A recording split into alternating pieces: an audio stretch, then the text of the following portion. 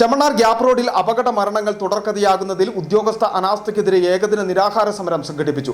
Adimali block panchayat member TM രതീഷാണ് നിരാഹാര സമരം അനുഷ്ഠിച്ചത്. ജനകീയ സമിതിയുടെ നേതൃത്വത്തിൽ നടന്ന നിരാഹാര സമരം ഇടുക്കി MP അഡ്വക്കേറ്റ് ഡീൻ കുര്യാക്കോസ് ഉദ്ഘാടനം ചെയ്തു.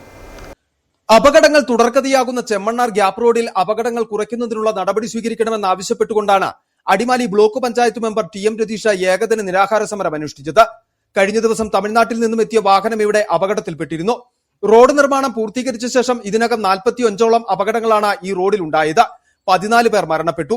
ഈ സാഹചര്യത്തിലാണ് ഹരിത ചെക്ക് പോസ്റ്റുകൾ സ്ഥാപിച്ച അപകട മുന്നറിയിപ്പ് നൽകുക, 100 മീറ്റർ അകലത്തിൽ അപകടം സൂചിപ്പിക്കുന്ന സിഗ്നൽ ബോർഡുകൾ സ്ഥാപിക്കുക, അപകടങ്ങൾ സൂചിപ്പിക്കുന്ന അനൗൺസ്മെന്റ് നൽകുക തുടങ്ങിയ ആവശ്യങ്ങൾ ഉന്നയിച്ചുകൊണ്ട് Adimali block panchayat member TM Ratheesh ഏകദിന നിരാഹാര സമരം അനുഷ്ഠിച്ചത്.